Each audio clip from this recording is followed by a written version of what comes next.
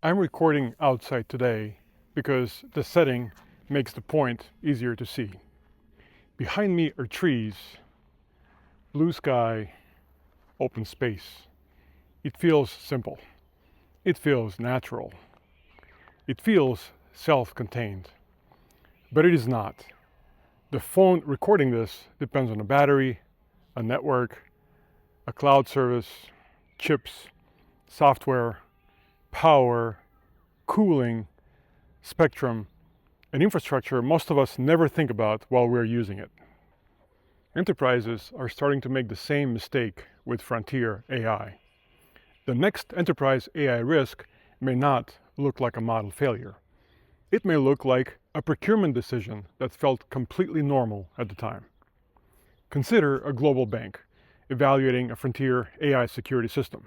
Procurement sees a vendor review. The CISO sees faster vulnerability detection. And the board sees a cleaner cyber risk story. Fewer blind spots, faster remediation, better evidence, and a stronger defensive posture. Everyone in the room thinks they are evaluating software. But outside the enterprise, the same capability may look very different. If a model can map dependencies across critical systems, trace access paths, identify brittle infrastructure, and help plan remediation, it belongs in a different category from a dashboard or scanner. For the bank, it is a defensive tool. For the vendor, it is a product. But for a government, it may be a strategic cyber capability sitting inside the private market. AI procurement starts to change at that point. The enterprise may be able to buy the product, integrate it, and depend on it. But it may not control the compute behind it, the model access, the cloud region, the safety restrictions, the export rules, or the government pressure around the capability. SaaS trained enterprises to buy what they could see: the application, the interface, the contract, the vendor relationship. Frontier AI forces them to ask about what they cannot see: compute, energy, model access, cloud regions, jurisdiction, and state pressure. That is not ordinary vendor risk. It is strategic dependency. The dangerous part is that it still arrives looking like ordinary software.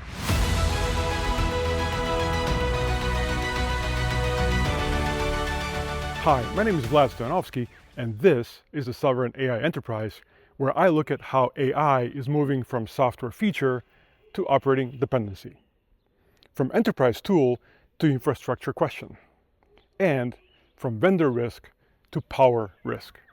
Today's episode is about the end of innocent AI procurement, why frontier AI can still look like ordinary software on the surface, while the dependency chain underneath is being shaped by compute, energy, jurisdiction, national security pressure, and state power.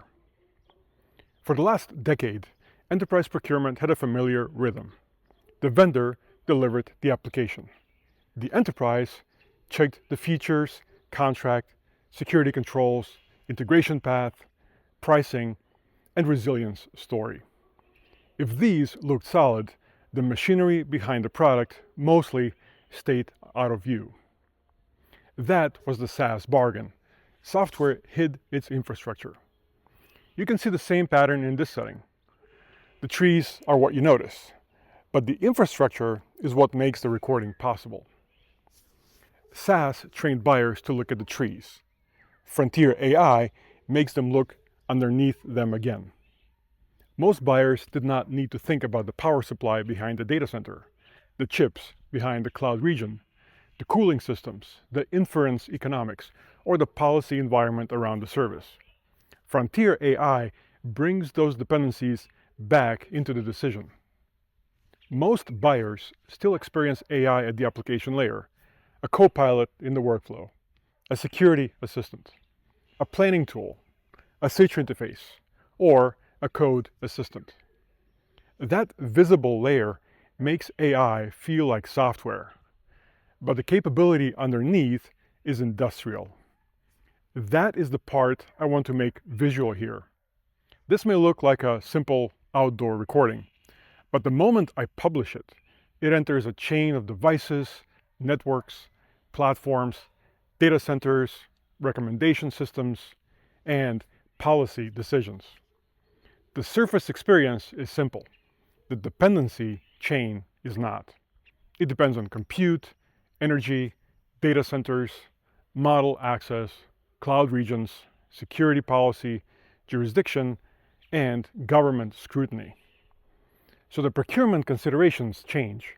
The enterprise still has to ask whether the vendor has the right feature set, but that is no longer enough. It also has to ask what must remain true for this capability to keep working. Can the vendor still get compute? Can the workload run where the enterprise operates? Can logs, prompts, outputs, and evidence be retained under the right controls? Can access be throttled, restricted, tiered, or moved? And can the business keep operating if the most capable model becomes unavailable, too expensive, or no longer approved for a specific use? This is where ordinary SaaS thinking starts to fail. In many cases, the enterprise is no longer buying only an application. It is depending on a capability chain. And that chain may be shaped by forces outside the contract. This is why mythos matters. A normal cybersecurity product helps a company see more of its environment. It scans assets. It flags vulnerabilities. It ranks findings. It gives the security team another cue to work through. All of this is familiar, and it is still useful. The enterprise still understands the product as software inside a security workflow. But a frontier AI security model points to something different. If a model can reason across software dependencies, access paths, misconfigurations, exploit chains, aging libraries, exposed services, and brittle infrastructure, it is doing more than scanning. It is compressing expertise, the kind that used to sit across security architects, application owners, infrastructure teams, incident responders, and risk leaders. That capability is valuable because it is sensitive. The same model that helps a bank find the weak path into payments system could help an attacker understand where to look. The same capability that helps an insurer prioritize remediation in a claims platform could reveal how older systems are stitched together. And the same capability that helps a manufacturer find risk inside plant operations could show where digital fragility touches physical infrastructure. So the issue is not only whether the model gets the answer right. A hallucinated vulnerability or noisy recommendation is ordinary model risk. You can test it, tune it, monitor it, and govern it. The harder issue is capability risk. Who gets access to a model that can accelerate discovery across critical systems? Under what terms? In which sectors? In which countries? With what monitoring? And with what obligations to regulators or governments? Mythos should not be treated only as a cybersecurity story. It signals that some AI capabilities will sit in an uncomfortable category. Enterprises will want to buy them, vendors will want to commercialize them, but governments may not want them treated like normal software.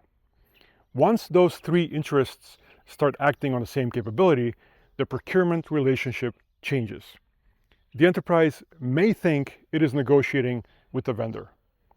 But in sensitive AI categories, there may be another actor in the room, the state. And this is no longer theoretical. The Anthropic Mythos and Fable episode made the triangle visible. Anthropic had released Fable 5 and Mythos 5, models positioned at the frontier of cyber-relevant capability. The company treated them as commercial products with safeguards. Clients treated them as capabilities they could use. But the United States government treated access to those models as a national security issue. According to Anthropic, the government issued an export control directive suspending access for foreign nationals, including foreign nationals inside the United States and even foreign national Anthropic employees. Anthropic said the practical result was that it had to disable Fable 5 and Mythos 5 for all customers in order to comply. That is the procurement lesson. A directive aimed at one class of users changed access to the capability itself. The enterprise may have signed a commercial contract with the vendor, but the operating condition of that capability was shaped by the state. A client may believe it is buying access from a vendor. Operationally, that is true. Commercially, that is true. But strategically, access may still depend on the jurisdiction, policy, infrastructure, and national security priorities of the country that governs the vendor. The enterprise wants useful capability under predictable conditions: reliable access, protected data, acceptable evidence, manageable cost, and enough auditability to satisfy its risk posture. The vendor wants something different. It wants scale. It wants enough infrastructure access to keep improving the model, enough regulatory permission to commercialize it, and enough trust from government to keep operating in sensitive markets. And the state has its own agenda. It wants the capability to strengthen national advantage. It wants better cyber defense, stronger infrastructure, and less exposure to adversaries. It may want the model commercialized quickly because national competitiveness now depends on AI adoption. It may also want the most sensitive versions monitored, constrained, or kept out of certain markets. Those interests can line up. A bank wants stronger cyber defense. The vendor wants to sell an advanced model. The government wants the financial system better protected. For a while, everyone can agree. Then, pressure arrives. Export rules change. A model is judged too sensitive for broad access. Regulators ask where inference happens and whether evidence can be retained. A government directive targets one class of users, and the vendor's practical response affects everyone. Suddenly, the contract is no longer the whole story. The enterprise has to ask a more difficult question. Can we still rely on a capability when the conditions around that capability are being shaped outside our contract? This is where ordinary procurement language starts to fail. The vendor is no longer just a supplier.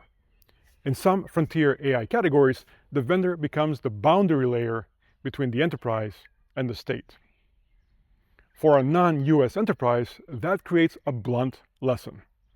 A frontier model supplied by an American vendor may still be shaped by American national security judgment, even when the client, workload, regulator, and business process sit somewhere else. The same logic applies in reverse for any country trying to build sovereign AI capacity. Local control is not only about data residency. It is about who can interrupt access, who can narrow the capability, and who has authority over the infrastructure that keeps the model running. Most AI products will not become national security issues. But the closer AI moves to cybersecurity, finance, industrial operations, critical infrastructure, intelligence, defense, or large-scale automation, the more this relationship matters. The enterprise may still sign a commercial contract, but the operating environment may be shaped by power, policy, infrastructure, and strategic priority. That is where the old language of vendor risk starts to break down. Strategic dependency is not vendor lock-in. Vendor lock-in is familiar. The platform becomes hard to leave. The data is difficult to move. The workflow gets wrapped around one supplier. And the contract renewal becomes painful because everyone knows the exit path exists mostly on paper. This type of vendor lock-in is a real problem, but it is still mostly a market problem. A useful way to think about this is a tree. You see the trunk and the branches. but the system survives because of the roots. Enterprise buyers have spent years evaluating the branches, features, integrations, pricing, support, user experience. Frontier AI makes the roots matter again. Compute, energy, chips, cloud regions, model access, jurisdiction, government pressure. If those roots are constrained, the visible product may still be there, but the capability can weaken underneath it. That is strategic dependency. It begins when the capability becomes important enough that normal vendor risk controls no longer describe the exposure. At that point, switching vendors is only one part of the question. The harder question is whether the capability can still stay available, legally usable, affordable, and stable when forces outside the enterprise begin acting on it. A company may negotiate stronger support terms. It may demand data portability, and it may keep a second vendor warm. All of that helps, but it does not fully answer what happens when the most capable version of the system depends on scarce compute, restricted model access, government scrutiny, or national security priorities. That is not traditional lock-in. It is dependency on a capability shaped by power. You can see this in cybersecurity. An enterprise may want the strongest AI model available to reason across vulnerabilities, access paths, legacy systems, and exploit chains. But if that capability becomes sensitive enough, it may not be distributed like an ordinary product feature. Access may be tiered. Usage may be monitored. Some sectors may be prioritized. Some countries may be restricted. Or the commercial version may become safer, narrower, or delayed. You can see it in finance. Once AI moves into fraud detection, liquidity monitoring, transaction surveillance, or investigations, the bank depends on more than the vendor. It depends on where inference happens, whether logs can be retained, whether regulators accept the system, and whether the vendor can keep serving the capability under pressure. You can also see it in industrial operations. A manufacturer may use AI to optimize production schedules, supplier substitutions, energy use, and maintenance decisions. That may look like software from the screen, but its performance depends on compute capacity, real-time data flows, industrial connectivity, local rules, and models tuned for operational complexity. If those constraints change, the business does not simply lose a feature, it loses part of its operating rhythm. That is why the old procurement language breaks down. Vendor lock-in is about whether the enterprise can leave, but strategic dependency is about whether the enterprise can keep operating when the capability it relies on is constrained by forces outside the contract. So, while commercial contracts are good at defining obligations between parties, they are much weaker at neutralizing scarcity, jurisdiction, infrastructure limits, or national security intervention. The enterprise may own the use case. It may own the data. It may own the workflow. It may even own the governance model around the deployment. But if the underlying capability sits inside a larger system of compute, energy, data center capacity, policy, jurisdiction, and state interest, ownership becomes partial. Control becomes conditional. Vendor lock-in is a market problem. Strategic dependency is a power problem.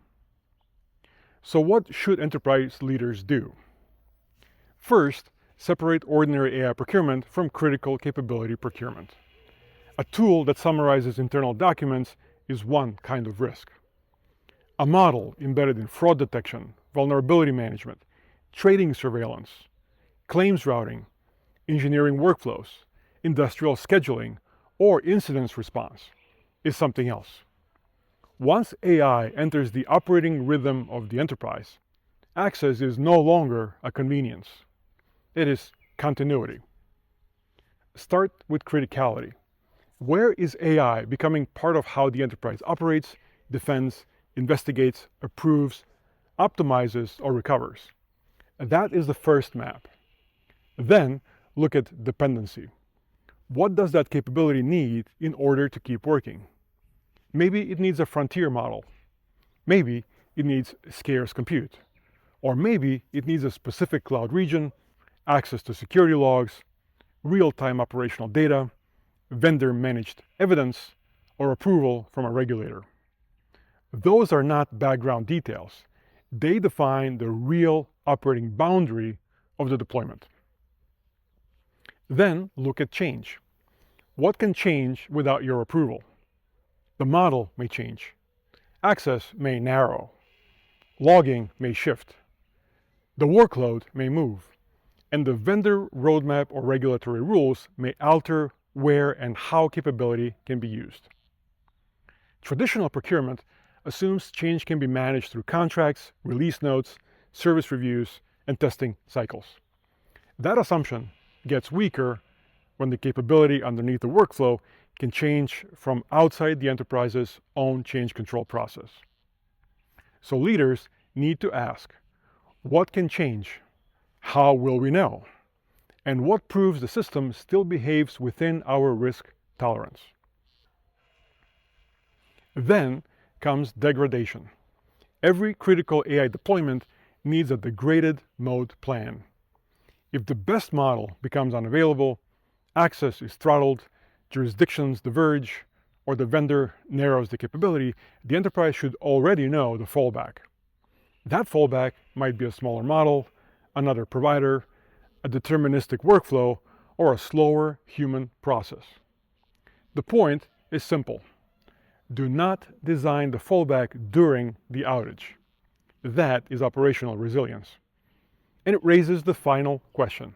Who owns the risk? Strategic dependency cannot sit only with procurement. Procurement can negotiate terms. Security can review controls. Architecture can design fallback paths.